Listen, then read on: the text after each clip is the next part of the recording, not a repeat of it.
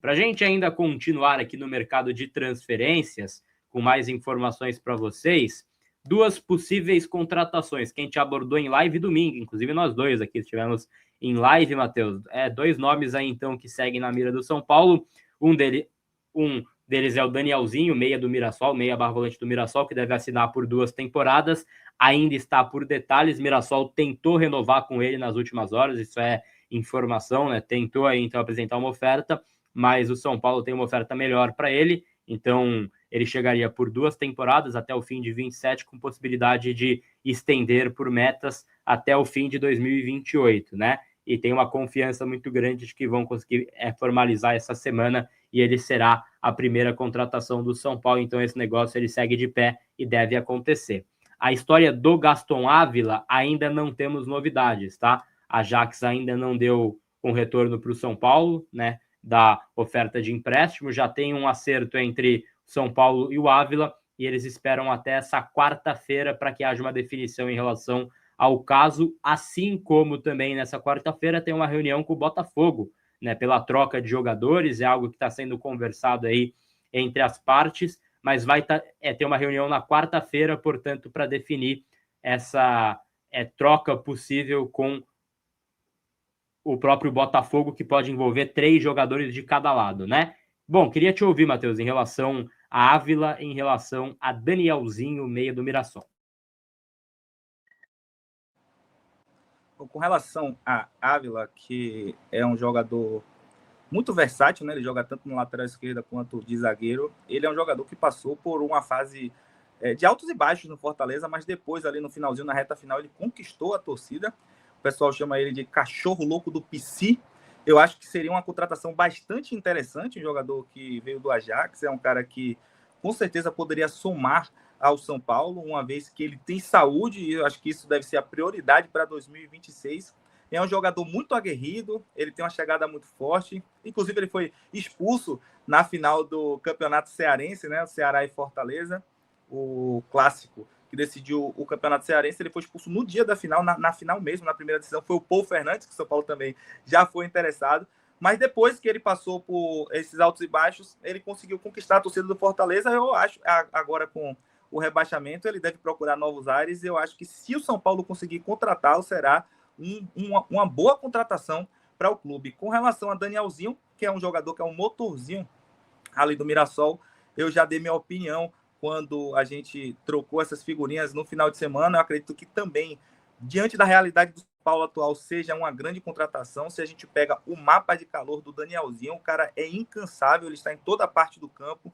Eu acho que o São Paulo precisa de gente assim, de operários, normalmente pelo fato de que no ano de 2026 a gente não vai disputar Libertadores, mas a gente vai ter Sul-Americano, a gente vai ter Copa do Brasil, então a gente precisa de um elenco grande, de responsabilidade, que jogue. Eu acho que Danielzinho e Ávila seriam nomes bastante interessantes para 2026 do São Paulo.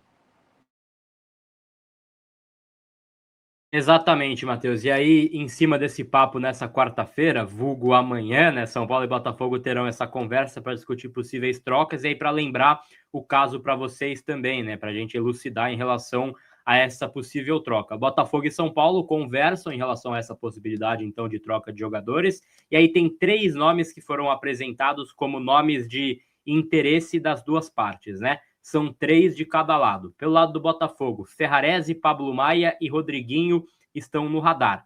E aí o São Paulo apresentou para o Botafogo uma lista com 3 nomes que seriam Marlon Freitas, Vitinho e Savarino. Seriam os 3 nomes apresentados aí pelo São Paulo em busca dessa troca.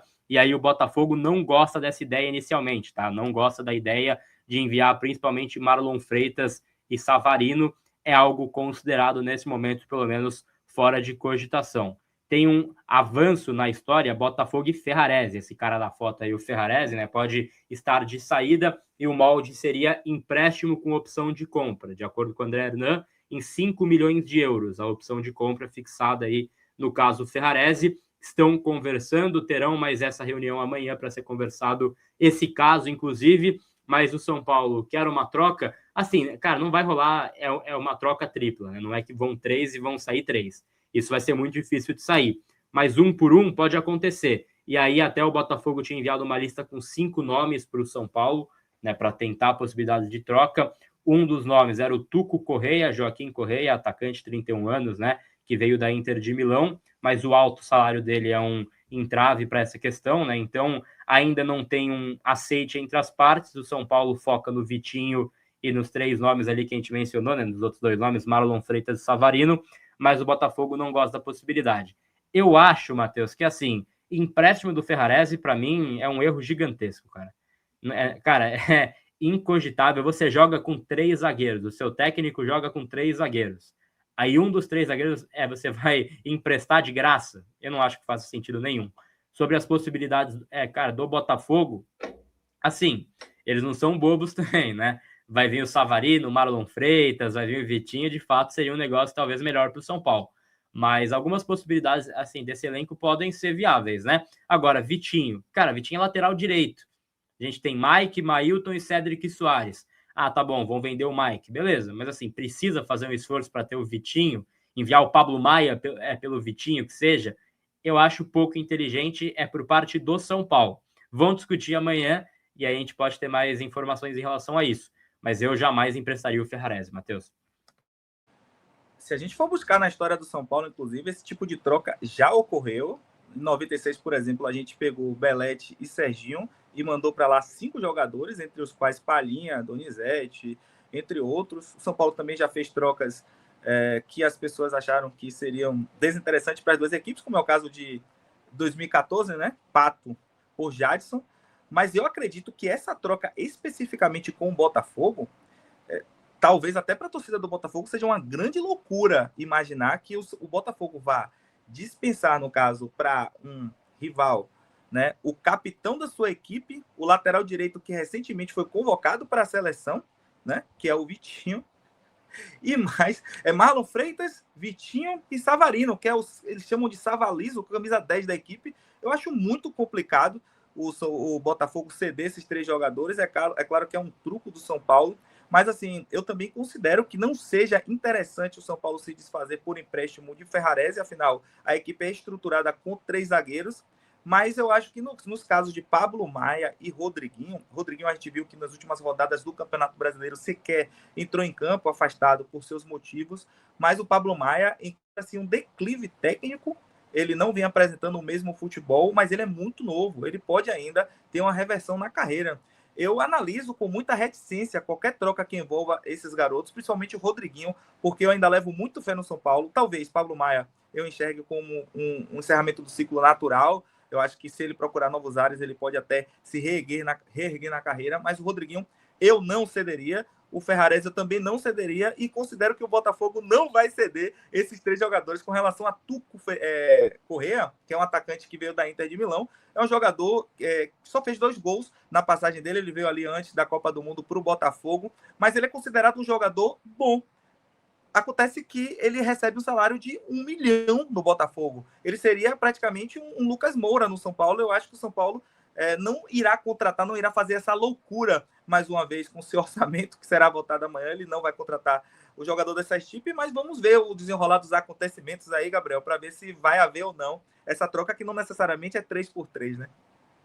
Exato, é importante ficar de olho assim. Acho que nesse Botafogo, por exemplo, não é pedir demais, né? Mas esse ataque do Botafogo, cara, de repente Matheus Martins, eu gosto bastante, particularmente. Teria possibilidades, mas tem que ser avaliado, né? Não dá. Acho que esse modelo de empréstimo, uma coisa para mim é você emprestar o Rodriguinho, que eu já não gosto muito da ideia, porque o Rodriguinho é o único meia que sobrou no São Paulo para a próxima temporada. Mas o Ferrarese é ainda, assim, pouco inteligente. Até o próprio Rodriguinho, ele é muito oscilante. Então, assim, caso viesse uma oferta boa pelo Rodriguinho esse ano, eu particularmente venderia. Posso ser xingado por essa opinião, mas eu venderia o Rodriguinho porque ele não consegue apresentar 20, 30 jogos a nível físico de sequência e ele tem muita dificuldade de conseguir manter uma constância de desempenho. É o 4º ano dele no profissional, é o primeiro ano que ele conseguiu ter uma minutagem. Então, caso viesse uma grande oferta por ele, eu pensaria assim em venda. Agora, tem que ver quais valores também, né? Que a venda a lá Casares vai ficar difícil, fica ruim, né? Com certeza, a gente não pode confiar no São Paulo como vendedor. A gente viu as últimas vendas dos garotos da base. E nem que o Botafogo vai pagar, né? Ainda tem isso, a gente não pode confiar nem no pagamento do Botafogo, nem na venda do São Paulo. Mas eu acredito que Rodriguinho... É porque as pessoas não depositam muita esperança no Rodriguinho, mas é preciso enxergar que ele é novo. Ele é um jogador que ainda pode apresentar alguma coisa pelo São Paulo. Talvez um empréstimo seja bom para que ele ganhe um melhor desenvolvimento. Ele tem que renovar primeiro também, né? Vale essa menção. O chat lembrou, é verdade. Expira no final do próximo ano. Verdade. Caso o São Paulo o considere como dispensável, eu vou lamentar bastante, porque apesar de o chat estar falando aí que ele só fez 2 bons jogos pelo São Paulo, eu enxergo o Rodriguinho desde a base como um jogador de grande potencial, e como você bem falou, Gabriel, é um dos únicos meias que sobraram na equipe do São Paulo. É preciso lembrar que o Oscar vai se aposentar, vai anunciar sua aposentadoria, o São Paulo vai ficar praticamente sem meia, e como as finanças do São Paulo não permitem que a gente sonhe com alguém que seja bom o bastante, o suficiente para poder preencher essa lacuna, acredito que o Rodriguinho seria bastante importante, ainda que ele fosse reserva, Gabi.